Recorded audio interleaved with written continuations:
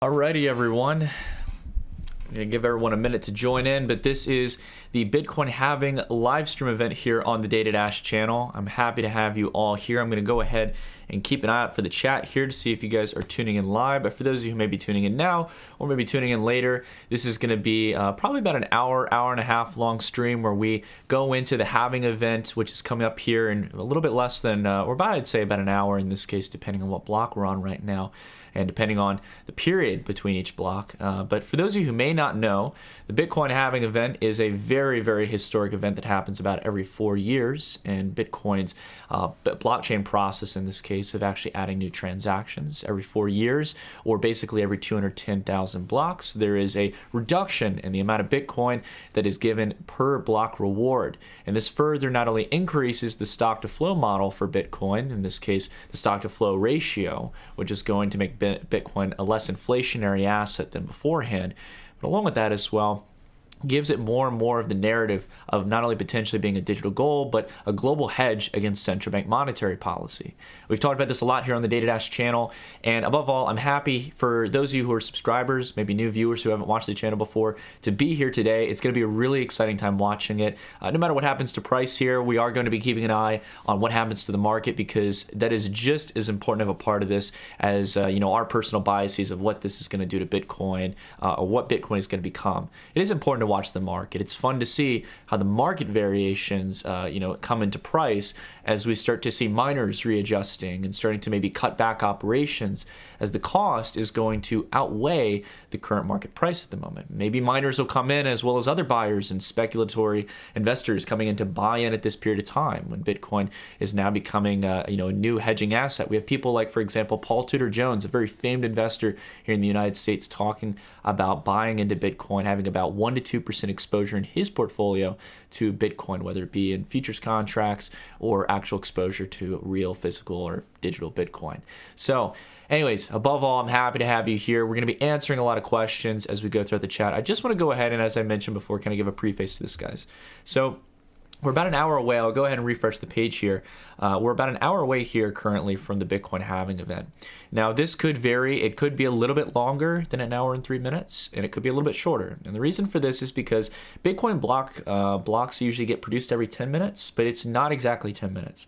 Because what's happening in the background is you literally have right now tons and tons of machines across the world that are playing a guessing game with specifically built hardware miners known as ASICs. And they're basically trying to predict a specific hash in this case that will be able to prove that they've done some certain amount of work. And again, that can vary sometimes. Sometimes it happens a little bit earlier. There have been blocks that have been produced in, I think, from my understanding, around 7 to 8 minutes versus 10 minutes. And sometimes it can take up to 12 to 13 minutes. And I bet there's even variations that go beyond that. But on average, it usually comes out to about 10 minutes. So we should be expecting this in about an hour. And we can actually track this, and I'll get to some of your guys' questions in just a moment.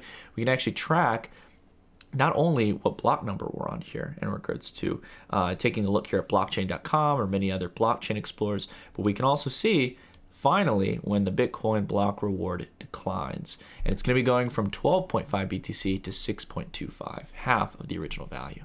So beforehand, in this case, we had 25 Bitcoin that are produced every block cycle, in this case every 10 minutes, and now we were down to 12.5, and now we're going to 6.25, and after that, we'll be cutting even lower, and time again after the halving event, we are going, about 4 years from now, in 2024, we are going to be experiencing an even shorter reduction. So again, very interesting stuff here, guys. So want to go ahead here. We will be diving into a lot of interesting analysis. We talked today about a few different things in our most recent video that we had revisited in this case, things we had talked about before, for example, about how right now we have not yet seen the Bitcoin halving priced in. And the reason for that is because as much as we like to believe that markets are efficient, it's the same reason why the Bitcoin halving event was not priced in the last 2 times.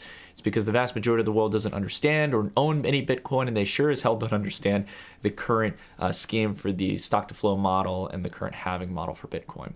So keeping that in mind. Second thing as well to expect, what's going to happen in the sense of miners, I would probably go with the bet that we're going to see a decline in hash rate. This has been something that I've been keeping very close to heart for a while. But at the same time, this doesn't mean we're going to see a decline in price per se. We very much might see a price decline, but it's not going to be due to the fact that there's a decline in hash rate. Bitcoin's security is way beyond anything in regards to any kind of distributed or decentralized network across the world. It hasn't had any major attacks in the last couple of years, outside of a few bugs way back in the early days of Bitcoin's development. So because of that, again, the hashing power is not something to worry about. Alrighty, so first off, we just got a quick donation I just want to answer from MT Coiner. Happy Halving, happy Satoshi Day as well. Adam Back, CEO of Blockstream, just got revealed as Satoshi. I can provide link if interested. Okay. I don't know if Adam Back is Satoshi. We'll see. But anyways, want to go ahead, dive through some of these questions. Looks like we almost got 1,000 of you on the stream. I appreciate it across YouTube and Twitch, guys. Happy to have you here during this time. So let's go ahead and dive straight into some of these questions. So lots of happy having comments. Appreciate it, everyone. Looks like Yana joined as well. Hello, Yana. Nice to have you. Let's see here. We got a lot of different people from all over the world. It's incredible stuff, guys. When was the last time you guys saw like people from all different corners of the world coming together for something like this? I think that's the cool thing about the Halving event. Ali, nice to have you here. Franz, Crypto King, awesome. We got a lot of people in here. Thank you guys so much. I won't be able to probably address everyone, but I'm happy you all are here. So let's see here. Okay. David from Belgium, nice to have you here, man. Okay, so let's go ahead and just do a little bit of TA here in the sense of price. Over the last couple of hours, we've seen a pretty stark decline after what looked like was going to be a rebound here. We're going to retest some of the lows that we've had 2 times back over here, back during the low $8,000 range here on the 9th of May. And on the 10th of May as well. So it's going to be really interesting to see if Bitcoin can hold in this lower $8,000 range. Price is moving quite steadily as we have volume picking up here, not only on the hourly, but if you take a look at the daily, much more volume here. We won't be able to get a full wide scale view on volume for today's Bitcoin, but we can take a look at BLX to see what's been happening over the last couple of days. And you can see across the market here, volume, contrary to popular belief, has actually been picking up as we've been getting up here, and price has gotten very volatile into the halving event, and that's pretty expected. But yeah, again, still nowhere near the volume we want to see for the longer term cycle. And the reason I say that is because there's a big issue in the crypto space right now where most people are on leveraged exchanges or derivatives platforms, as they're commonly referred to as, and they're trading large-scale leverage trades from 5 to 10 to 20x, which is really not what you should be doing, in my opinion, guys. Again, I can't tell you guys what to do. You got to determine that for yourself. But let me go ahead here and get Coinbase up. Well, actually, I do want to spend some time now. I got the Bitstamp chart up to show you a little bit about what I basically have aligned here for predictions on the halving event. So there's really 2 scenarios. The original one that I talked about was one where Bitcoin comes down to about the mid $7,000 range, around nice big even to 7,500. We'd had support here back in the past, support over here as well, around 7,500, and also it would be well above points of resistance from back here before we actually kicked off the next cycle, and also back here during the bear market. So 7,500, those kind of quarter levels alongside the big even of 10,000, those are very important levels to watch. So that would be more of the kind of bear scenario, and that's still good because what we're doing is we're just pulling to 7,500. We're not coming down to test this line of support, and we would be likely breaking out of the wedge to the upside, entering into the next cycle. Now, what's the more optimistic scenario? Well, as I mentioned at the beginning of the video, for those of you who might have been there, the major thing that I want to emphasize is that even though we see price going down right now, do not doubt that there could be some investors coming in, that there could be some miners who have a large stake in mining operations who will take the additional capital to push up Bitcoin's price. Again, just keeping that in mind that anything could happen. If we do get a more optimistic case scenario where over the next week or two we really just continue price action, could be as short as 48, 72 hours. As you guys know, crypto markets can make big dips and they can make big leaps. In this case, I would watch for a potential breakout on the wedge and resistance along this line here, which is going to lead us up to around $11,000 for Bitcoin. And then I think if that were to happen, what we would do is we would hold price on this line of resistance and make it support, as you can see indicated by the drawing that I put on the chart. And the reason I think that this is a probability as well is this is exactly what we saw in gold markets. So we talked a bit about this in today's video, but for those of you who maybe didn't see it by chance, no problem at all. I'll go ahead and showcase it here on the chart. So we can go ahead here and we can see that gold had been building a very similar long-term wedge here on its, we're taking a look at the weekly chart here. So this is the price of gold in US dollars per ounce. And we can see here, taking a look at these bold white lines, that we had a lineup of resistance, right? So you can see price was being weighed down here, here, and here. And we can also see that we had a very long-term line of support that we came down to retest. eventually we broke up above this line of resistance. And it's a very common trend in markets where when you have these very long-term wedges, that you eventually get a break on price and you want to make a retest of that resistance and make it new support, right? So to cut out all the complexity, price got above there. And what happened is it came down onto that line of resistance. And what that's signaling is that buyers are constantly paying a price above what used to be resistance. And it signifies that price wants to move higher, right? The market believes that Bitcoin, or in this case gold, is nowhere worth less than hovering above this line of resistance, which again puts the bulls in favor in this case for the trade. And that's exactly what I think we're going to possibly see with Bitcoin if prices do somehow suddenly leap up post-halving event, right? I don't think that's likely going to be the case, to be fair. I think what's much more realistic is we continue to drop here and we eventually get down towards a much more moderate level around like the mid $7,000 range. And then we'll start to build support and move higher. Okay, so I've rambled on a little bit there. I wanted to give you guys an up-to-date TA perspective. I know some people who some people are asking for the 50K suit. Let's just say that I've got it right here. For those of you who haven't seen it, you should look up my 50K subscriber special, and you just look up Data Dash 50,000 subscriber special, and you'll get the reference of the suit. It was a joke I made on a lot of people who are eager to sell you on things and not give you, just some free rational knowledge at the end of the day, a lot of multi-millionaire self-made entrepreneurs, Ty Lopez types. R. Kroner, thank you very much for the donation, R. Kroner. Hi, Nick. Do you think that the transaction cost will be a problem again after this halving? If yes, is a solution possible at a later stage? So, R. Kroner, if you're talking about miners being incentivized to produce blocks and needing higher fees, that's been a topic that's been discussed when the reward expires, like in 2100. I don't think that's going to be a problem. Because in most cases, you're generating about a Bitcoin in fees per block, which is a really nice addition, in this case, to the miners. So I don't really think that that's, and everyone's working in pools, so that gets distributed alongside the rewards. I don't think in that case that that's a problem. In the sense that will transactions probably be a little bit cluttered? Yes. Transaction costs are going to probably be high during this time, as they are in any volatile period of time. Bitcoin as a network is a service, and being able to transact over that network does take computational resources, and there is limited space, right?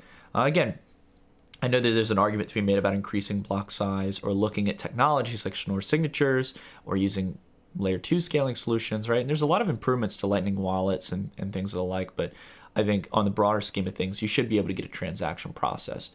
If you need to move funds between another exchange, a good route that you could always take is what everyone did in 2017, where if you have your Bitcoin on an exchange, sell it to something like Litecoin or another stable coin of some sort, and be able to send it over to another exchange. And in that case, you don't need to make a Bitcoin transaction. You can just trade in and out of an asset just to be able to transfer it.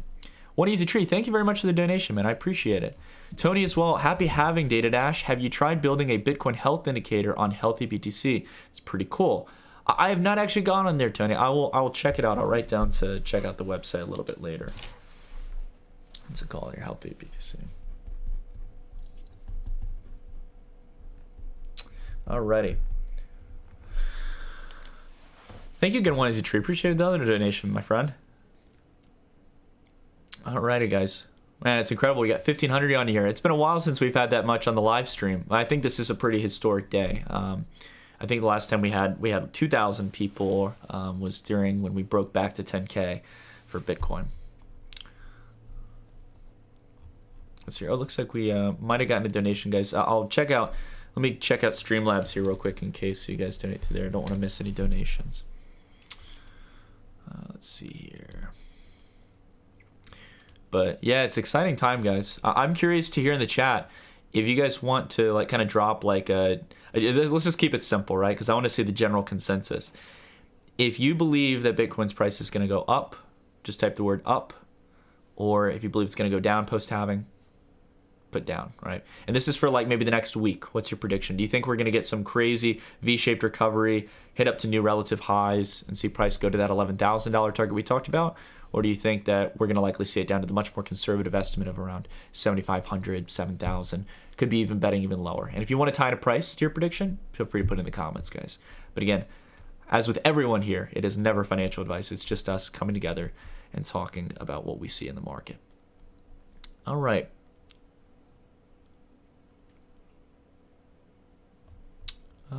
We'll see if we got any new donation. It doesn't look like we've got any coming through Streamlabs. I might be missing it. Oh yeah, we do have a few coming through, so I want to make sure I get this. Oh, actually no, it seems like all of them. Yeah, they were from the super chat. Okay, perfect stuff, guys. All right, so let's go ahead and dive into the chat here. Let's see, a good mix of downs and ups. Okay, wow, there's a lot of data to go through. This is gonna put a whole new meaning to the term data dash if I can actually break all this down. I'll put it all on a spreadsheet and we'll do some data analysis.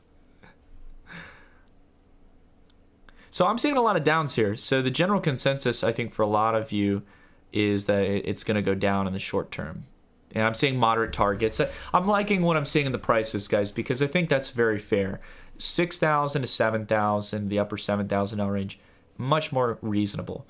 I would expect in this case, again, just observing the past couple of months of price action, you've got these contingent areas here, right, where prices push sideways, right? These are very significant periods of time when Bitcoin has multiple weeks of kind of sideways consolidation.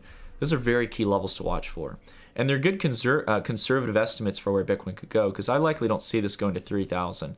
The only reason Bitcoin went down this low for a very short period of time and we sharply recovered backwards, to the upside, was because there was the plus token Ponzi scheme, which was a massive Ponzi scheme in China, which ended up stealing a ton of cryptocurrency from Bitcoin to Ethereum to EOS.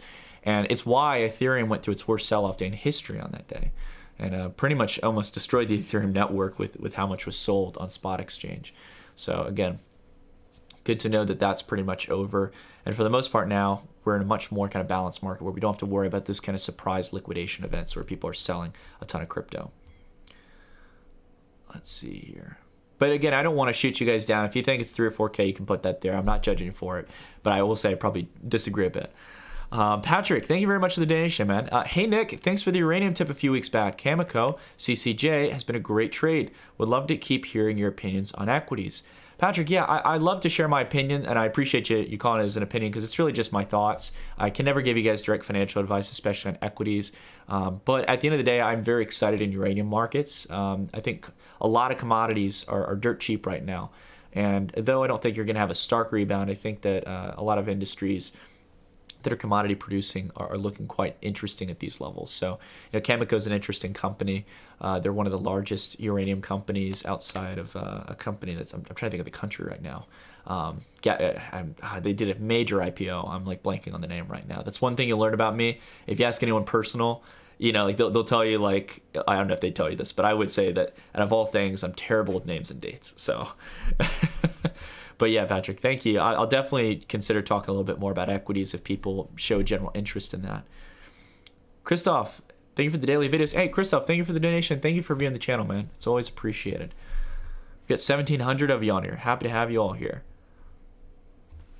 All right, let's see. Julie said, midterm very bullish on Bitcoin. Alts will start moving too, like VIDT and Link.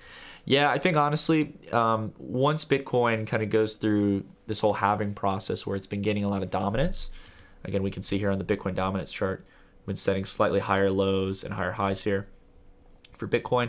I'm interested to see if this starts to downturn. I think the moment you can be really confident on altcoins is when we break, and I'm not saying we aren't going to specifically, but if we were to break, for example, this line before breaking the upper line of resistance. So, I mean, there's really not a point here. I guess you could take the lows here from there. Right? You got a little channel going on here for Bitcoin. But again, in the grand scheme of things, the thing that I would highlight that's very important is that you've got higher lows along the process here, right? Higher lows on the Bitcoin dominance chart. And the very short term here, you're starting to see an increase here, but it'll be a matter of whether or not you can get above here. That would be kind of doomsday for altcoins in that case. If we drop below here, it's a good day for altcoins, especially if you drop below this line. This line of support right here. So, an important thing to keep an eye on. Zaid, thank you very much for the donation. Appreciate that. You guys are showing a lot of love. I appreciate it. It's an exciting time. MG Blazer said 20K end of day.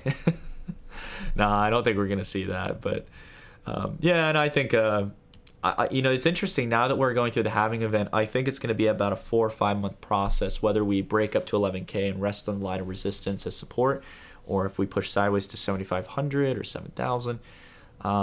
You know, I think we're really only a couple months out from really kicking off this cycle, guys, because if you take the mix of the macro environment we're living through right now, with trillions of dollars in bonds, whether it be U.S. treasuries or other bonds throughout Germany, Japan, other EU countries, you're starting to see central banks teeter on the method of, you know, implementing negative interest rates. And this is going to put a lot of government bonds, which are kind of the safe haven assets of the world, especially U.S. treasuries, into territory where it's penalizing you for owning it. And this goes for savers as well. I mean, just in the U.S., we have $9.2 trillion sitting in savings accounts. That's earning pretty much no interest, so there's already not much incentive to save, and is penalizing you for saving. I think this is going to be a huge inflow for cryptocurrencies. It's just a matter of providing the outlets for people to do that, whether that's, for example, exchanges and platforms that you can connect to your bank. We're building one of those right now that I'm really excited to reveal to you guys. And if you guys are interested in keeping up to date with my startup, you guys might remember I've mentioned it. There's a link down below in the description to sign up for just a newsletter, or not a newsletter, an email list. And then I'll keep you up to date with it. We're actually doing our closed beta test here in the next week, which I'm really excited about, and getting some information. And then we'll eventually reveal it to the public in June. So I'm very, very excited to get it out there. But yeah, there's going to be tools like that. And then there's also going to be things like a Bitcoin ETF eventually. I have no doubt we're going to see this eventually, because the demand in this environment, I mean, if you see the amount of inflows into Grayscale's ETN for Ethereum or Bitcoin, I think there was an article that talked, I saw it from my good friend Quentin, who runs Young and Investing. He's one of the other cryptocurrency channels based out of the Netherlands. He talked and referenced an article about how Grayscale has bought up half of the newly mined Ethereum, like over the last coming months. Like, it's pretty incredible just how much demand there is from the institutional side. And that's just for people, again, who are buying it through an ETN, which is not as widespread and available and liquid as an ETF would be. So I'm very interested to see the opening up of a Bitcoin ETF. I don't know when the SEC is going to approve it, but I think that they're going to probably wait until Bitcoin gets back up to around 16 to 20,000 and holds there for a little while. And at that moment when you have the revisit of the highs for an asset class is usually the turning point for a lot of people. It was the turning point for me. I know, for example, like when Bitcoin got back up above $1,100, that was the point where I was like, okay, I need to really look into Bitcoin. And this is back in 2016 when I first got back into crypto markets, after first hearing about Bitcoin way back in November 2011. I just didn't understand what it was at the time, and brushed it off for many years with the Silk Road, because I wasn't looking to really buy drugs. All right, Michael, thank you very much for the kind comment, man. I appreciate it.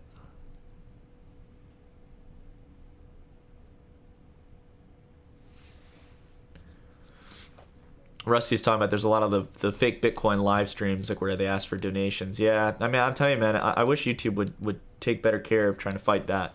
There's a lot of ways where they could easily moderate it, but I don't think they really care too much. Cracky, thank you very much for the kind comments. Appreciate it, guys. So if you guys got any questions, I'm ready to answer some big ones and stuff. Like, really, write out some like good, well thought out questions, and I'll see if I can get to them. Patchy, that's awesome, man. We got 1,900 viewers and 200 likes. If you guys could drop a like, I appreciate it as always. 2,000, we just hit 2,000 views across Twitch and YouTube. Thank you guys for joining in. So let's go ahead and do a quick update. Let's see where we are right now. So we have an estimated 53 minutes to go here for the Bitcoin halving event. It's currently 2:31 p.m. Eastern Standard Time. And let's go ahead and check what block number we're actually on here real quick. Oops, didn't mean to actually go to the actual blockchain website. Let's see here. Let's go back to Bitcoin. So we are on block number 629,900. 629,995. I almost like missed a 9 there, where I was like, wait, there's only been like 63,000 blocks on Bitcoin. What?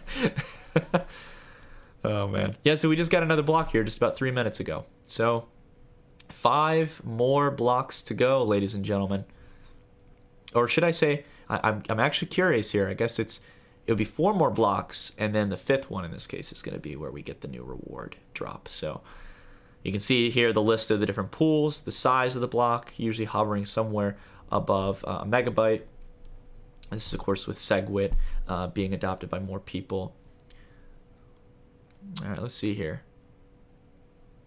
Isaac said he bought, dump it. Oh man. All right, let's see here. Yeah, price is starting to come back a little bit. We got about a almost $300 rebound here in price. See, this is what happens, guys. Traders are going wild right now. People who like speculation are trading right now. I'm not making any adjustments in positions. I don't care if we go straight vertical and go to 11,000, or if we drop down to 7,500, guys. You know, again, I always love covering this because it's fun to watch markets. I get an absolute thrill watching volatility. You know, taking context out of it at all and stuff, and just really watching the market try to like determine price and what's fair in the sense of valuation or adjusting their positions. It's cool to know that this is like not only a partially, you know, algorithmically driven. There's algos that are trading, but there's human an element of human nature in this, which I find very fascinating. But all in all, right, we got to focus on the long term, okay? And as you all know, oops, the chart looks so weird without the logarithmic curves. There we go. We've talked about the broader cycle here. We're going to be entering in, most likely, at least according to history, into an expanding cycle. And my time frame is focusing on the cycle high. Where is it where prices are going to start capping out? Now, again, ignore the price here, guys. BLX is not a live index, but this is a weighted index across all the exchanges, all the liquid exchanges that have been around since back here in August of 2010. But you'll notice the key thing here is that each cycle that we've gone through from bottom to top has always grown about 11 to 13 months from the previous amount. So we can see here, for example, from the first cycle where we went down from about, you know, a couple cents upward towards about 27 bucks. Wish we could have bought there, huh? Either of those sound like a great discount, but it was 11 months to do that because Bitcoin was such a new asset, and, you know, going up to 20 something bucks isn't a large market cap for Bitcoin. But then as you start to notice going up to these much higher valuations, you're going up from a peak of around 20 to 30 bucks to 1100, right? This is going to take longer. And it went up to 24 months in this case for this cycle. Next one here was 35 months, right? So each of these candles represent a month of time. And you can see that not only do the length of each cycle, each of these cycles continue to grow, but they also come with lower returns. And this is expected in just about any market, guys. One of the key things that we have to understand is that this is not going to be the kind of returns of buying Bitcoin at, you know, $200 or $300. That's kind of where we're at right now. We're about around like the equivalent of anywhere from $200 to $400 for Bitcoin.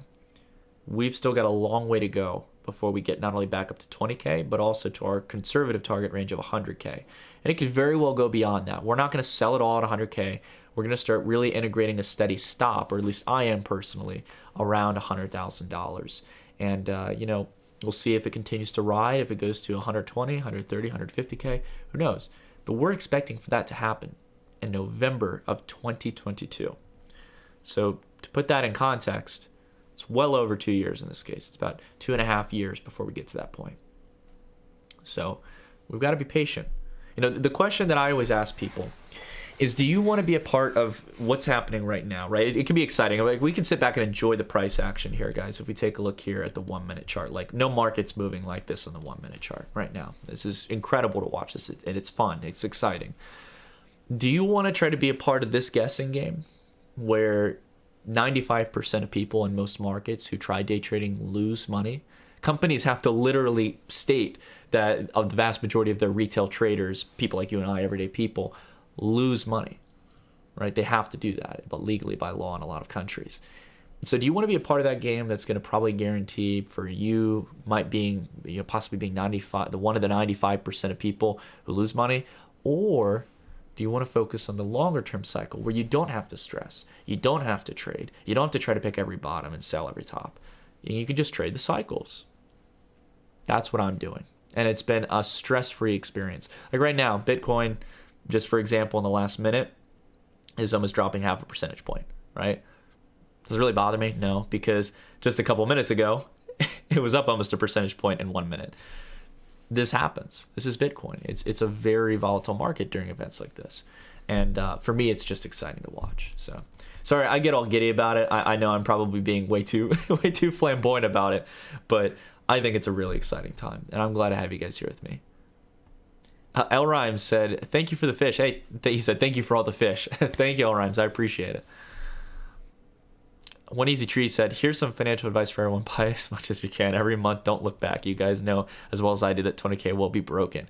One Easy Tree, I honestly, I'm confident with you on that. But yeah, again, as you all should realize and stuff, again, you have to understand it in all seriousness. I know One Easy Tree's keeping optimistic, as I think most of us are.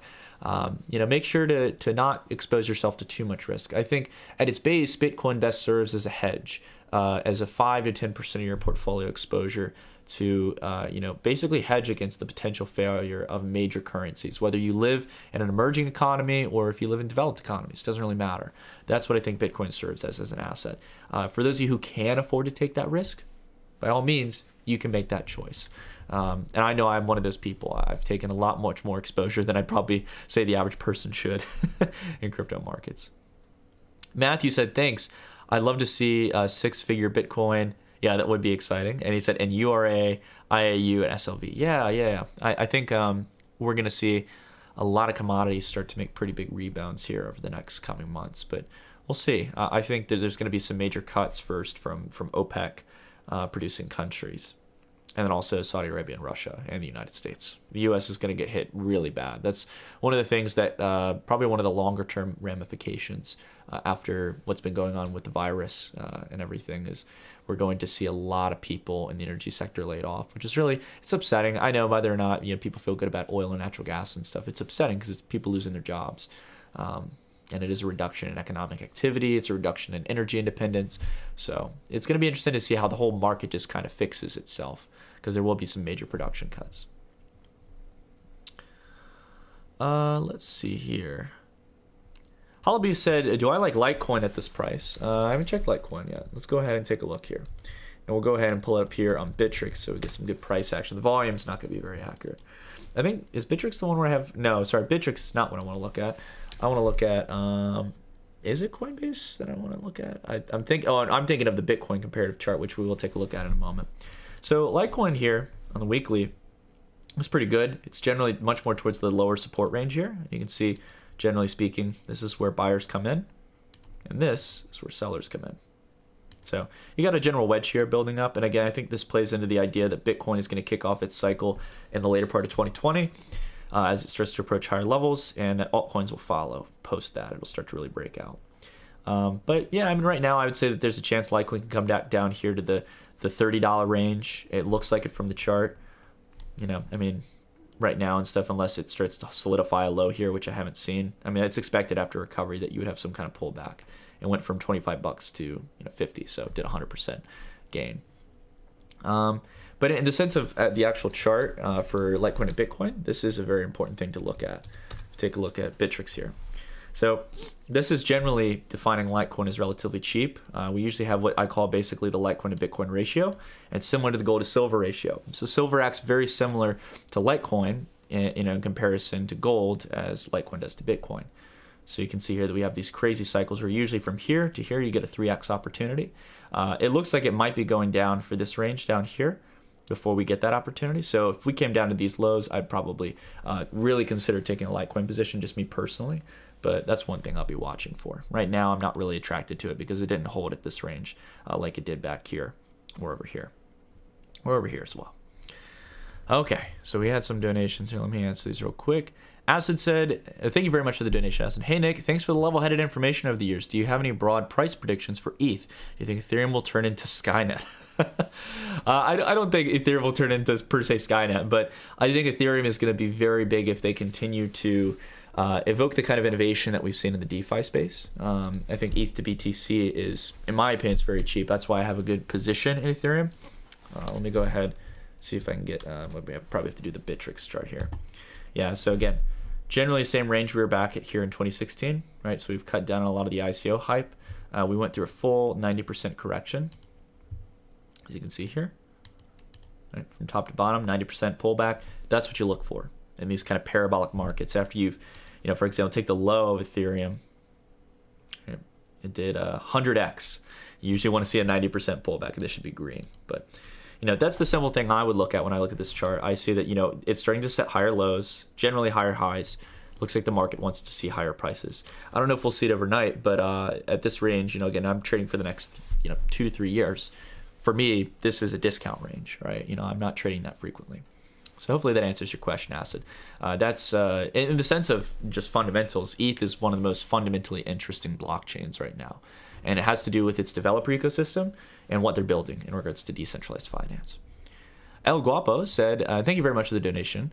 I've been watching you for a little over a year now, and I just want to say thanks for exposing me to crypto. Keep up the good work. El Guapo, thank you very much, man. I appreciate it. It always warms my heart to know, like, when there are people who are just, for example, if like this is their first time learning about crypto or keeping up to date with the crypto market, it's always pretty refreshing to hear that. But it's also to hear people who've been over here for a year, and I've not only helped them through becoming, maybe the first channel that they watched, but also the channel that they turn back to. So thank you very much, man. I appreciate it. Some people are saying 4 blocks to go. We're getting there. We're getting there. Jacob Seaver said, Data Dash is my daily session of calming meditation. Thank you, man. That's so funny. Man, it's like the funny thing is I don't really think of it like a therapeutic, but like some people really do appreciate just hearing that voice and stuff. I think I'll be honest, guys, it's difficult for me to relate sometimes because I think being in crypto markets, I've almost become a bit numb to like the craziness. I think numb's a very harsh term, but I've just gotten so adjusted to the kind of fluctuations you can see in crypto markets. So it is pretty wild and stuff to think what we're living through and just to see the market moving like it is. One thing I noticed as well here, looking at the ETH chart, generally holding support around where resistance was back here. Very interesting combination. All right, let's go back to the Bitcoin chart here, see what's happening. Still looking like the bears are winning out here in the short term, but we'll see if price can start to pick up. Enemy Spook said jaded. The word is jaded. Yes, I've become jaded to the price action. Zaid, I haven't really done a refresh. A lot of people have been asking me about Cardano, and I don't want people to think I've lost faith in the project. I will say though, I'm interested to see what comes out of Shelley, the Shelley release that they recently put out. So until I see some info on that and do my due diligence, I can't really comment on it. But I mean, Charles, a lot of the other guys and stuff, I think they've been working hard on it. The problem is that they're aiming to do like a lot of protocols, a lot of interesting updates, and it takes a lot of time to do that. And last thing I heard is they were just having a lot of either internal conflicts or it was just taking a long time to get to the certain objectives that they wanted to meet, right? And that's a lot of public blockchain protocols. Things usually take longer than expected because you're working with decentralized systems that if something goes wrong, there's a few $100 million of a given asset that could be at risk, right? So you can't mess that up. Hussam, what he said, my exit strategy is the day Peter Schiff buys Bitcoin. Hussam, that's good, man. And thank you for the donation. Let's see here. A Gunther had said, only crypto YouTuber I trust now. You are great at putting emotion aside and strictly focusing on facts. Gunther, thank you very much, man. I appreciate it. Raul said, what's your stance on Nano? I think it's a good investment. Nano, I think, is an interesting project, but I haven't seen the kind of merchant traction that you would need for like a high throughput currency like Nano to really take off. I do like the feeless nature of it and the use of block lattice. I think the block lattice is a really interesting technology, but we'll have to see. I haven't seen the kind of traction I'd like to see with it, but I do like Colin LeMahieu, who's the founder. He's a great guy. We had him on the Dashcast. Love to catch up with him sometime and just hear how things are going. Fashionable said, why will altcoins die if Bitcoin is going crazy? It's not that they're going to die. They'll probably go up in USD value, but they're going to get obliterated compared to Bitcoin value. That's just tended to be what happens because capital is circulating between markets in that case. Mark Wilson, thank you very much, man. The most significant resource for me learning initially about crypto and now as I try to keep up and analyze markets. Thanks for all the help. Most constructive conversations I can find about crypto. Mark, thank you, man. I think it's awesome. I want to get more interviews on the channel. I know we do sponsored interviews and stuff, and we, of course, do normal interviews as well, but we don't do them as often as we used to. And the problem I've had is that most people see everything as a sponsor spot, when in reality, sometimes I just want to have someone on the channel, and have some interesting people on. So definitely we'll get some more interesting conversations on outside of just me talking to you guys and hopefully get some different perspectives. But thank you guys. I really appreciate the kind comments. Okay, two quick more donations here. What are your thoughts on Bitcoin maybe going into a hyper cycle because of the financial system we're in, et cetera, money printing, et cetera? So Dragon Ball, first, thank you for the donation. That's a good question. I think that's what's going to justify Bitcoin becoming $1 trillion asset. So if we talk about a price target of Bitcoin going to 100K, some people say that that's crazy. It could never do that. When in reality, at the current existing supply, if you were to even include the Bitcoin that have been lost, that would make Bitcoin's market cap around, I think it's 1.5 to 2 trillion, which at 2 trillion, right? Let's say the optimistic case scenario, a $2 trillion market cap for Bitcoin is 1/5 of the current market value of gold. Okay, and that's excluding the idea that gold would continue rallying into that hyper parabolic cycle where we see central banks continuing to print money.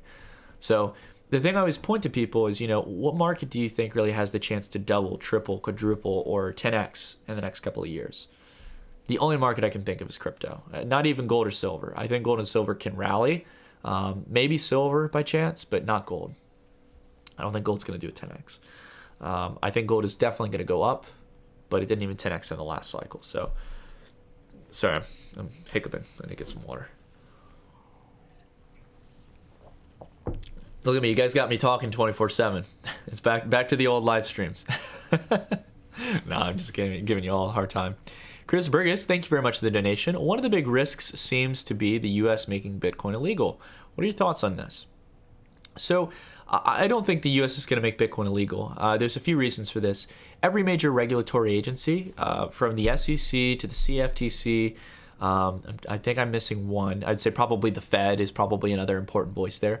All three of them, whether they disagree on tokens or other aspects of the crypto space, they see cryptocurrencies like Bitcoin and Litecoin and Ethereum at their core, right? Ethereum, I guess, there's one that could be up for debate because they did an ICO. But for Litecoin and Bitcoin, they see these purely as either commodities or currencies that are completely separate from the United States or any other federal government. And because of that, there's very little chance that with all the regulatory agencies taking the position that they're at, with the majority of a lot of the congressional body that actually knows about crypto actually taking a stance that they're fine with cryptocurrencies like Bitcoin.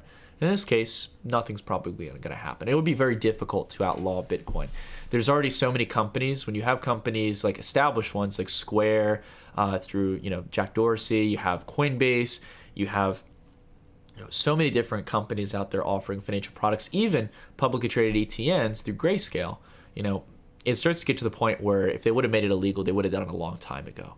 And it's going to be very difficult for them to try to fight Bitcoin and censor it at the end of the day. So, as many people point out, probably one of the best things they could do to suppress Bitcoin is print a ton of futures contracts, paper contracts with no physical backing. Anyways, let's see here. Let's answer some other questions here. Chris asked me, how confident am I in BAT tokens? I really like BAT. It's still one of my top favorite altcoins out there. It had a nice bump up the other day. We'll see if it can sustain itself. But I think the BAT token supply, one thing that I've been bringing up to a lot of people, if you take a look at BAT, is that the circulating supply is about 3 million, a little less than 3 million tokens away. Or sorry, I might be getting that wrong. Sorry, not 3 million.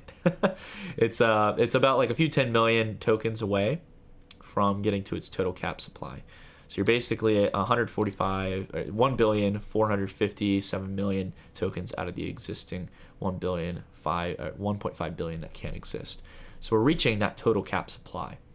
And I think at that moment, that's where there's going to be a lot of increase in price for BAT personally. That's what I've been looking at, but there's no guarantee of it. Just wanted to toss that out there to you guys. It's one of the big benefit factors of why I'm watching BAT and why I have a position at BAT as well, to be fair. Wine Broski, thank you very much for the donation. I love the content on crypto as well as the macro trends. I know it isn't financial advice, but following you on XLE at $28 until rate $7.41 is why you deserve this. Oh, Wine, thank you, man. I appreciate it. Thank you for the donation. And yeah, Tilray has been one of our cannabis positions that I recently took out. XLE as well was looking pretty cheap back during the energy crisis, but and we're still living through it, but it seems like equities are starting to rebound to higher valuations. But hey, appreciate it, man. I'm glad those are working out for you. And I think that the cannabis sector is showing some really interesting trends. I don't want to go too much off topic, but guys, can't believe we've got over 3,093 just jumped up. 3,000 of you on the stream. Really appreciate it. I'm trying to think. Let's check here real quick. I know someone had mentioned we're 4 blocks away. Let's see if we... Yep, 27 minutes away. So let's see here. We've just got 3 more blocks to go, guys. Incredible stuff. And it's crazy. You know, the one thing that I want to, take some time to reflect on here, guys, one of the things, and I can say this very clearly as a content creator, a lot of people have been looking forward to the halving event.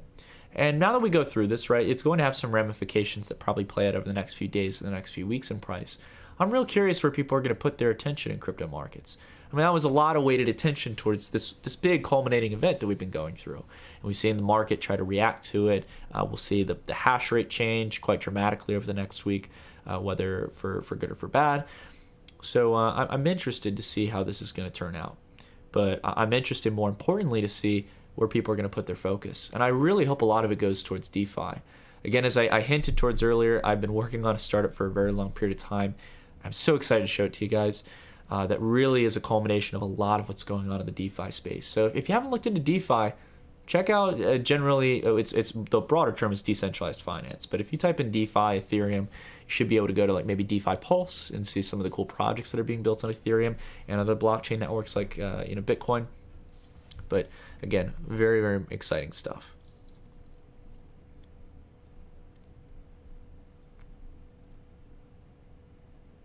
Rob Gregg said, watching the halving live with Data Dash. Love it. Been looking forward to this for 2 years. Go, Mr. Dash. Rob, thank you for being here, man. And honestly, it's crazy to think, guys. I think for the vast majority of us here, this is our first halving event. I know it's my first halving event because the last one was in the fall, actually, I'm trying to think, it was back in May of 2016. So that was before I had per se bought my first Bitcoin.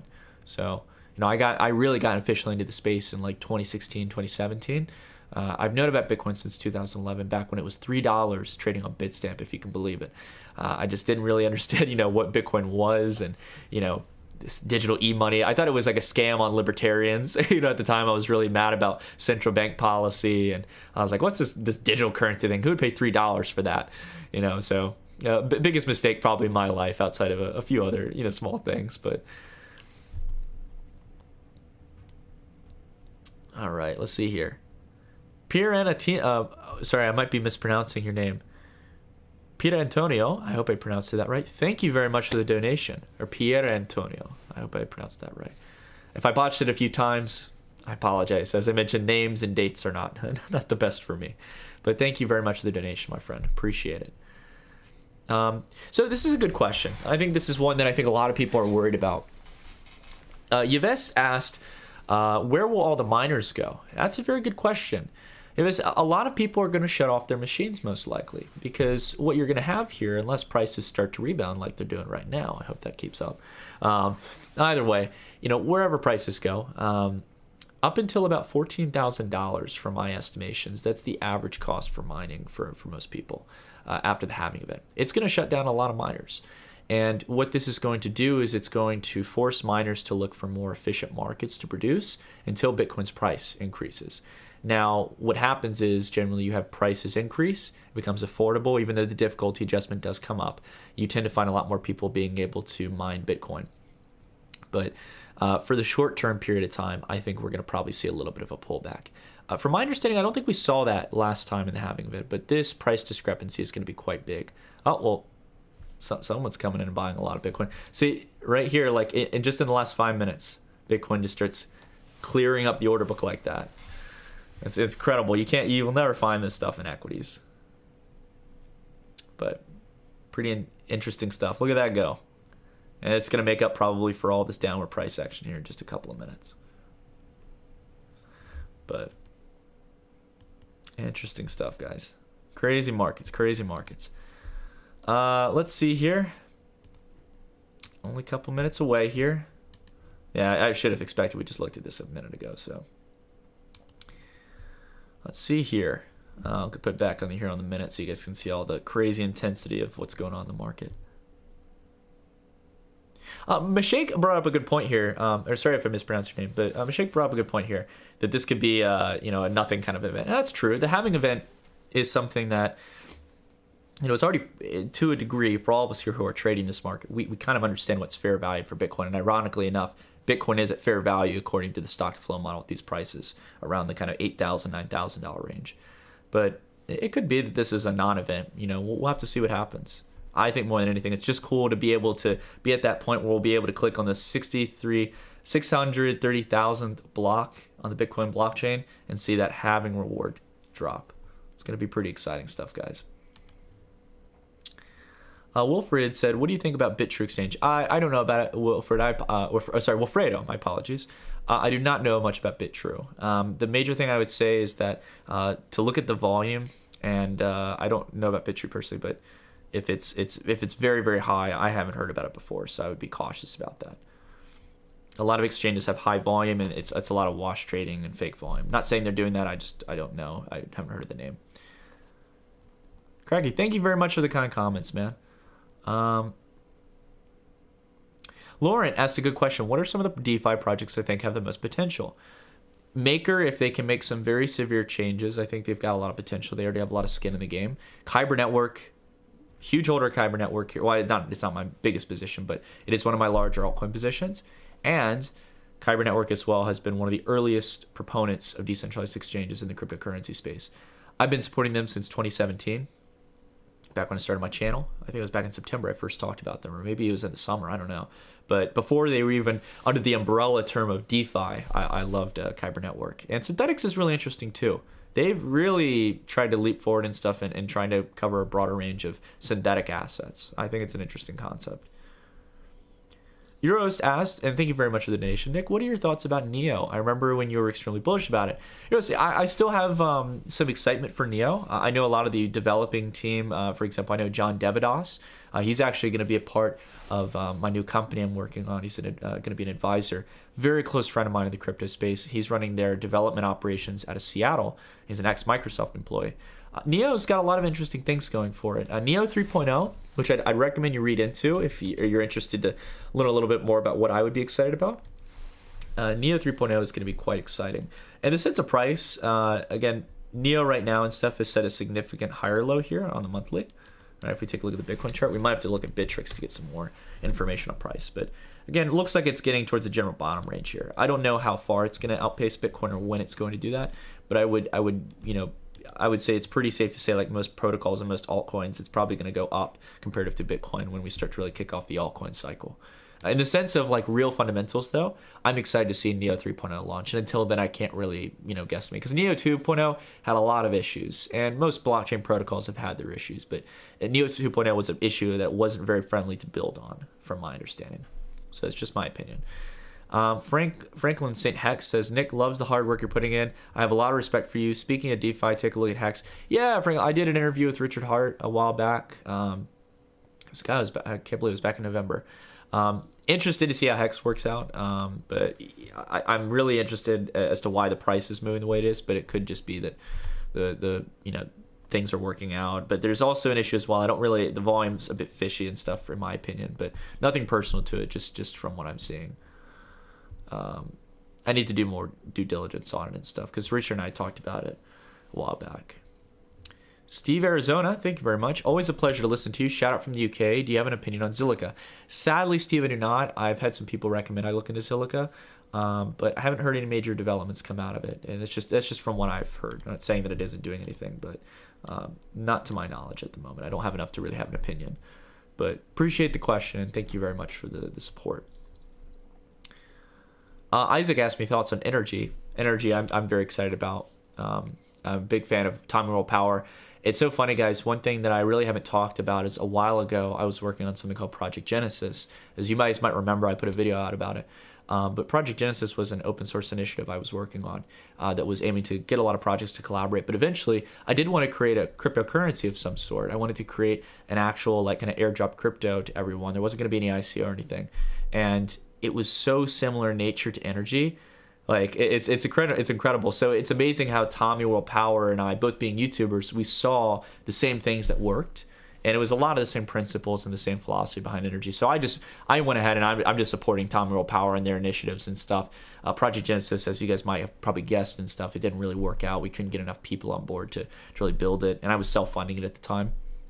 So all the best to Energy as they enter into Energy 3.0, or they've entered into it and stuff. But I'm interested to see some people building on it and migrating Ethereum projects over. I think they've got a lot of potential.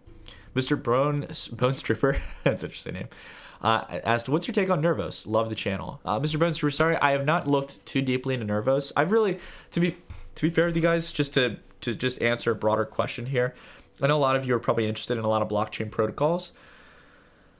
I personally am not that interested in many other ones. And the reason why, even Hedera, Hashgraph, and a few of these other ones that people are excited about, the reason why I'm not is because at the end of the day, the problem with most of these is that they don't have the developer network effect like Ethereum does.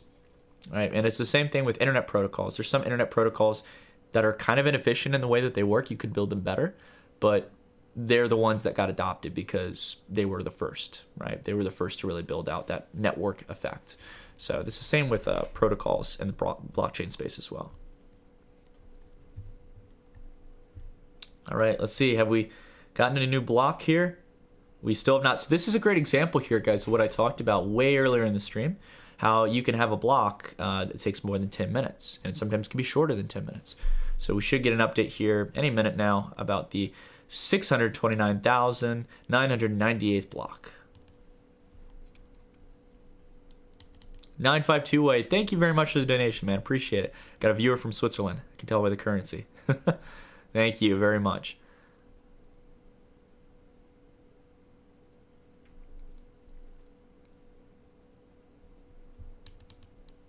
Johnny Waters said you're watching the wrong countdown. I really don't. I think they're all pretty much the same. Sadly, the Bitcoin halving countdown. Oops, I mistyped it. Yeah, the website's down, so we can't load the Bitcoin block half. This is the one I'd usually go to. Or maybe it's just... It's going to load now? I think it's getting overloaded, so I'm not going to try to keep it on there. Yeah, none of the countdowns are exactly optimal because there's no way you can tell until the final block gets delivered. So, Ciao, thank you very much for the donation. I hope I'm pronouncing your name right. I apologize if I'm not. Hey, Nick, been following your channel and the space since 2017 and still here. Just wanted to thank you for your work and teaching me so much. Ciao, thank you very much, man. I appreciate it. I really do. And it's a blessing to be here with you guys. It's crazy to think we're almost up to almost 4,000 viewers and stuff on the stream. But man, I was really reflecting on it back the other day, and it's crazy. This July, in 2 months, we'll have been doing this for 3 years. 3 years of my life has been dedicated to nothing but crypto. And okay, full fine, crypto and financial markets abroad. But hey guys, I wouldn't be doing anything else. I wouldn't. I really do mean that. It's a real blessing. It's funny. I went from years ago, back when I was in school, I would always want to teach people about finance if they ever wanted to learn how to invest in the stock market or do things of that sort. And it's amazing. I used to put people to sleep in like 5 or 10 minutes, and I thought, oh man, it must be like I'm presenting this in a wrong way. But in reality, I think it's that a lot of people don't want to take the time to really become financially literate. I think that's the kind of harsh reality. And, you know, I think you guys being here right now, almost 4,000 of you across the world from different geographical backgrounds, different religions, different, focus points. You might have other interests that you like, right?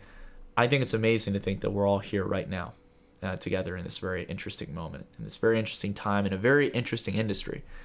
I think crypto has that magical power. I've never seen that before. And I'm happy to be here with you guys to go through it. And I've been happy to be here throughout the whole 3-year process of having this channel. Alrighty, let's see here. It looks like I might have missed a donation. Let me see real quick. I want to make sure I can answer you guys' questions. Oh, nope.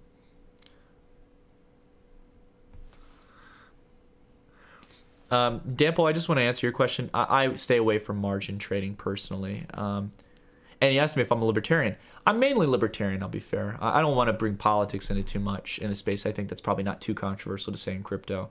And I'm a very moderate person. I like to consider myself as an independent. I know that's quite generic, but yeah, I'm very independent. I'm very free thinking on a lot of issues. There's some more conservative policies I agree with. There's some liberal policies I agree with. And I think that's usually what you define as a libertarian at the end of the day. But yeah. Decanted said, hey Nick, another Englishman here. Can you please give your opinion on Power Ledger? Power Ledger is interesting in the sense of like they started off very strong with the actual fundamental developments, but the market will dictate valuations where they want to take it to Kent. And I haven't kept up to date with the project personally. Oscillating Turtle asked, what do you think about BlockFi and getting compound interest on your crypto, but having to keep your crypto in BlockFi? I don't think it's the worst oscillating. I would say that like I think what these new crypto lending pools are becoming, and this plays a big role in our startup personally.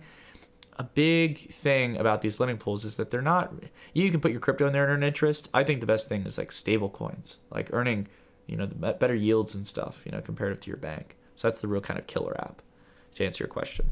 Thank you guys for the donations as well. Nathan Sylvester, thank you for doing what you do, man. Nathan, it's an absolute pleasure. Manuel Crane, I've been watching you for years. What's your thought on Cosmos and the staking economy in general? Cosmos is interesting. I have some people who are really interested in it. I haven't done a full dive, but I think Cosmos is building a much better framework to really get a developer ecosystem going than a lot of public blockchains. So the staking economy, this thing about staking, I think staking is cool, but the thing that people don't seem to comprehend sometimes, and this goes for even projects I like Ethereum and Energy, staking rewards are great, but the thing is, if everyone is participating and receiving the staking rewards, then you're just keeping up with the inflation. Like you're printing new coins. So I don't know. I think if there's a declining inflation rate, maybe in that case, but it's still even that. Like it doesn't really staking. That's always been one confusing thing for me. Having different tiers in that case, yes, it can provide benefits to price action. Thoughts on Korea's Icon, Johnny? I'm interested to see how it'll keep growing. I know Icon had a lot of good public and private partnerships from the beginning. I don't really know where they're at right now. Young Breezy, can you share your crypto portfolio with us? I don't have a visualization of Young Breezy, but I've talked about a lot of my holdings: Chainlink, Basic Attention Token, Energy, along with that as well. Kyber Network. I might have said Kyber Network. But yeah, so a good range of altcoins, and then also some positions in Bitcoin and Ethereum as well. All right. Let's get back into the chat here, answer some questions. We got people from all over the place. Incredible. We're reaching up almost towards 4,000. See where we are with the block. So it's been 18 minutes since the last block. This is a very big outlier here in the sense of seeing 18 minutes since we've seen the last block. So we should be getting one here very soon.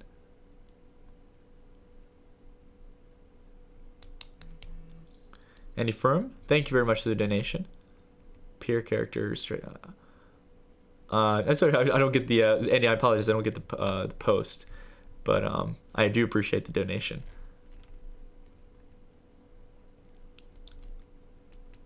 Brad Mitchell, from Brisbane, Australia. Awesome. Australia is one of my favorite countries. Is there a capacity for Bitcoin to eventually stabilize, creating a better means of exchange as the reward reduces? Yeah, Brad. I think.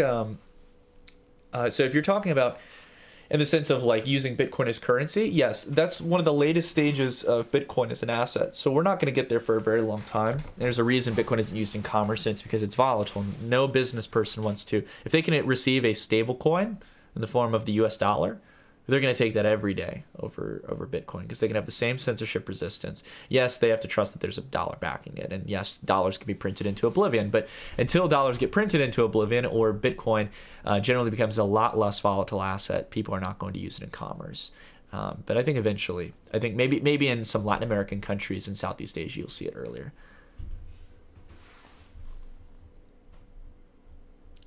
All right. Okay, I'm not gonna read that. Let's see here. Daniel, thank you very much. I like your elite donation, 13.37. Thank you, Daniel. I appreciate it. Oh yes, people want to see the chart back up. That's a good point. Good point, guys. Caught me looking at the boring block explorer.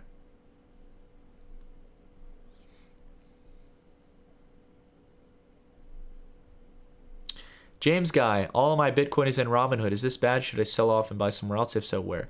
James Guy, it depends. I think it's the same exact risk that you take on with Coinbase or with Gemini or Binance, any other centralized exchange that's owning your funds. The only problem is that those exchanges at least allow you to withdraw it to your own wallet pretty much instantaneously. So I would say, I personally, right, I like to keep my Bitcoin, if I'm holding any long-term holdings, on an exchange that I know I can like move very quickly if I'm doing like maybe a swing trade or something in the short term.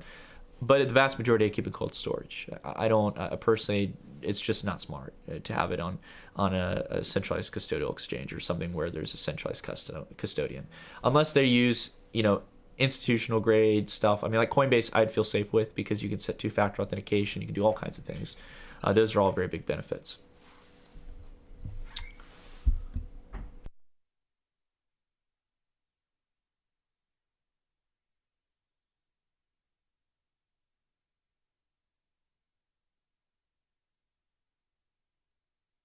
Sorry about that, guys.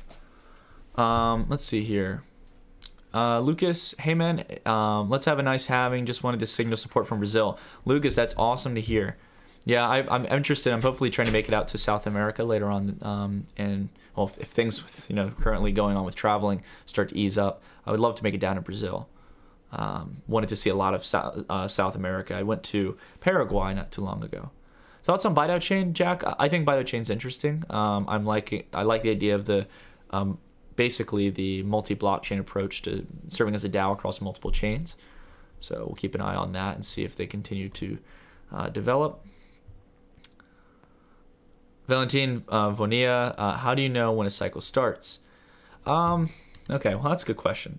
So people debate on when a cycle starts for any given asset. I usually to keep it simple and basically look for, we just go ahead and turn off drawings here, turn on logarithmic. When we set a significant low.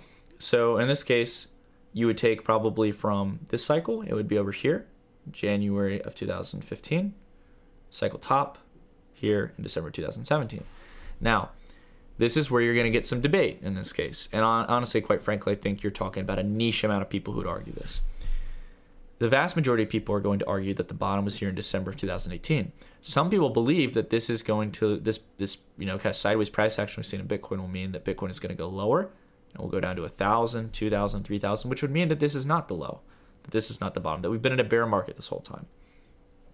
But I can tell you all, even in Bitcoin, in the vast majority of markets, no market that I know of has been in a 80% correction, done basically a more than 4x in price, and then gone down to new lows and still been a bear market. Bitcoin hasn't done that before. Okay, so it would be very, very, very, very far off for Bitcoin to do that and still not be considered the bottom. So hopefully that, Valentin, that answers your question. I would say that December 2018 is the bottom, and whenever we have a general peak out, that's when we'll know when the cycle top is. No one knows when that's going to be. If we all knew, then we would just buy it and sell it at that point. So let's see here.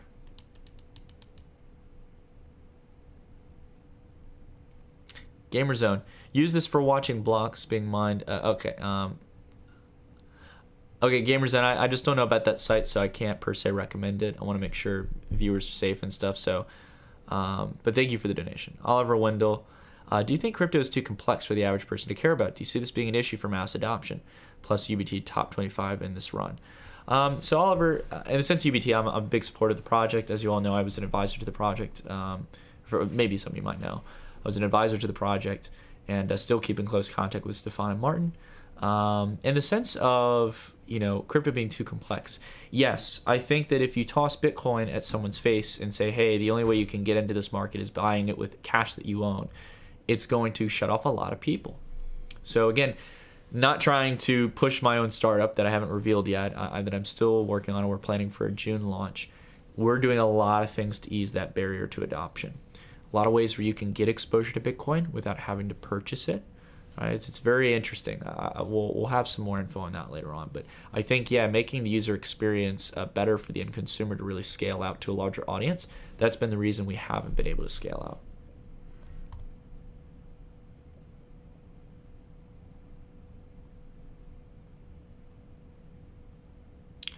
Let's see here. We got Keith from Limerick, Ireland. Awesome, Keith. Hopefully, I think we might have met and stuff back at the Limerick meetup that we did. Will Tether implode? No, I don't think. I think Tether's got a while to go, because Tether's almost like a central bank. It doesn't matter whether there's something backing it or not. They can just print all they want, it seems. Hussam Jarar, thank you very much for the donation. Your views have been invaluable, and I cannot thank you enough for your daily insights. Treat yourself with some BTC on me. Amon Jordan in the house. Thank you, man. Thank you very much. I appreciate that. And I'm happy to just have all you guys here. I can't believe we have 4,267 people on. Crazy stuff, guys. Christian asked, hi from Denmark, love your videos, watch it first thing when I get up. Do you believe firmly in all your sponsors? Actually, that's actually a very fair question. Yes, I do believe in the vast majority of my sponsors as a tool that I would either use myself or that I have used. I would never push anything, guys, as a sponsor that I haven't used myself to some capacity, or that I don't feel has the better interest of like storing your funds. For example, we do a lot of hardware wallets, we do some exchange platforms. I always make sure that all the exchanges we talk about don't do wash trading. Along with that as well, a policy that I've set in stone back over the past few months is making sure that we don't promote any derivatives platforms. You check my description, there are no referral codes to leverage trading platforms. Right? You might be able, for example, on Coinbase to do a 2 or 3x margin trade. I guess that's fair, but not anything like 50 to 100x on derivatives. I don't want to play into that problem. So to your question, Christian, yes, I do believe in my sponsors. Absolutely. We go through a very big filtering process. There's a lot of projects that reach out and they offer crazy amounts. I don't care about money at the end of the day. I want to make sure I can sustainably do this, do what I do. But, from you guys and your support, from ad revenue that we get from our sponsors, I can completely do this, throughout the day and stuff. So I really appreciate the constant support you guys have shown. Gavin Moore, Mr. Merton, for researching altcoin projects, where do you look and what do you look for? Would love to see deep dive videos on your favorite projects. Gavin, yeah, I'm hoping to do some more of this as we do our DeFi for Dummies series. I don't mean to sound harsh and say that, but it's just, there's the book series, Blank for Dummies. But we're going to do DeFi for Dummies, and we're going to talk about a lot of different interesting things going on in the DeFi space. And we'll probably expand out a little bit further into the broader enterprise space and talk about a few other altcoins. But we'll have a lot to talk about. We'll talk about Kyber Network. We'll talk about Compound Token when that comes out. We'll also talk about some of the CeFi tokens, like a Cell token. A lot of different interesting things like that. But yeah, thank you guys for the donation. So we just got the 629,998th block just mined here a couple of minutes, or just about a minute ago from Satya. Thank you for mentioning that. Appreciate the donation. GamerZone, the site I mentioned is just a better halving countdown site. It's not a trading website. Okay, thank you, GamerZone. I appreciate it. Sorry, I haven't bet on it myself. Chris Menmore, hey man, my first live chat in a while. Hope all is well, my man. Keep up the good work. Chris, nice to see you, man. Familiar name. It's cool to see some of you guys who've been around for a very long time. Jonathan Mason, happy having to you as well. Christopher, yes. So Compound Finance is going to be issuing a token. They already came out public with it a little while ago. So that'll be coming out in a little bit. All right, guys. Pretty cool stuff. 2 blocks away.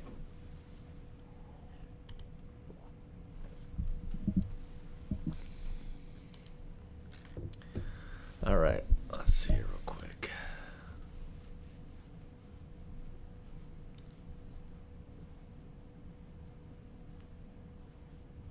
Okay, for some reason I was saying that I missed a donation. I don't think I missed any.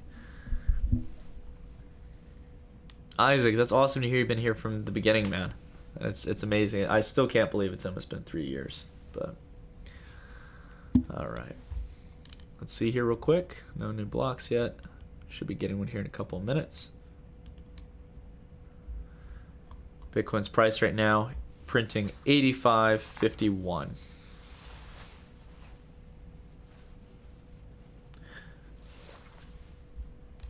Dr. Ed, in that case, in the sense of the sponsorship, I mean, but you really don't have to at the end of the day if you're just doing a standard sponsored piece. I personally like to keep that stuff kind of private. Along with that as well, YouTube doesn't want you sharing like ad revenue. That's a key thing that they actually don't want you sharing. So I wouldn't want to take any risk in that case.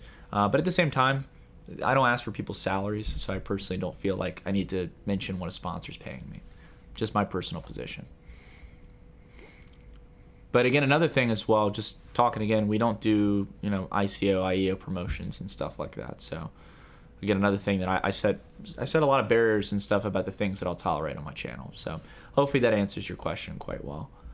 Breaker 19, hey, can we get a snap when the half hits? We should. It'll be the snap. It's going to be the Thanos snap, where we remove half the potential Bitcoin per block. Oh my gosh. I still haven't watched the Avengers series. I've watched some of the earlier movies, but let's see here. Fashionable, what do you think about the Zell team or Zell in general? I do think Zell's the best. Fashionable, I haven't done. As someone asked about Zell earlier, I have not done much research on Zell personally. Let's see here. Or sorry, it was Zilliqa that they asked about. Zell, I don't know too much about, to be fair. George B had asked, have you got a crypto Visa card? If so, when and which one? I've not got a crypto.com Visa card. I have a few friends who have them, but I personally don't. All right. It says, seems someone turned off a farm to slow this roll down. Yeah, it might be that some people are shutting off their miners. So we got a donation from Mike. Thank you very much, Mike. Thanks for all your hard work. Wonder what type of information is typically provided in your monthly newsletters. Yeah, Mike, I would be happy to share it. So basically for the monthly newsletter, we cover all 4 major markets. And you guys can find a link in the description if you want to subscribe to it. But it's basically a very broad indexed newsletter where we talk about crypto markets, traditional equities, commodities, and also Forex markets. So I come from that at a macro trader perspective. It's about 20 pages, I think, for the full newsletter. We do like an article section for each topic outside of Forex markets, and we also do technical analysis for each. And I talk about the trading pairs that interest me, the different assets that interest me. Again, it's never financial advice, but it's just me trying to provide some perspective. And we also do a monthly recap through our webinar that we do at the end of the month, just to kind of summarize and talk about the coming month ahead. Peter D. Peter D said, I like turtles. I like turtles. Let's see here. David Burnley, thanks for what you thanks for doing what you do. Thank you, David. I appreciate it. So Andrew, the we on the team here in this case, so I would honestly, hey man, I appreciate that you want to meet me and stuff. So basically, we've actually got a family member of mine who's working on the email side of things. But outside of that, everything's pretty much me. You know, it's been a crazy journey doing like the research, the editing and stuff. I wouldn't be able to do it without having someone man the emails and stuff. So I give a lot of hats off to them. But outside of that, it's mainly me behind the camera, doing the research, putting the content together. I've been a one-man stop shop for quite some time in the sense of like the actual content. But it's been a pretty crazy journey and stuff doing that. So I suppose we got one more block to go, guys. The market looks like it's heating up now. Oh man, it's incredible, guys. So we can check here real quick, check the hash. We can see the reward is still sitting at 12.5. We're almost there. Oops, I keep going to the blockchain website. There we go. Countdown is estimating what should switch here in a couple of minutes. I guess it might be sitting at 18 minutes because these blocks have been taking a little bit longer. Alrighty, guys, exciting time. Real quick, I know it might be a random question. I've been seeing you guys, some of you all post about it. Post where you're from. Country, maybe state in the United States. Oh, people are saying it's done. Really?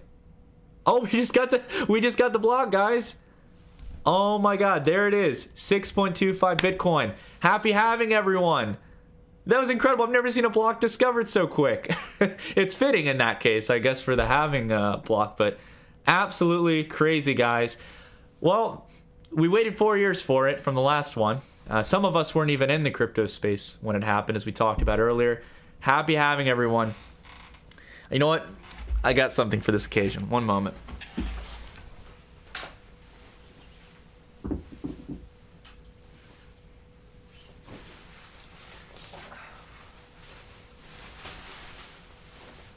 No, that's actually too big. I'm putting on the jacket. I gotta take off my current jacket right now. There we go. This is a very special moment. So we're putting on the crazy quirky jacket I got for 50 bucks at Kohl's. All right, let's get the headphones back on.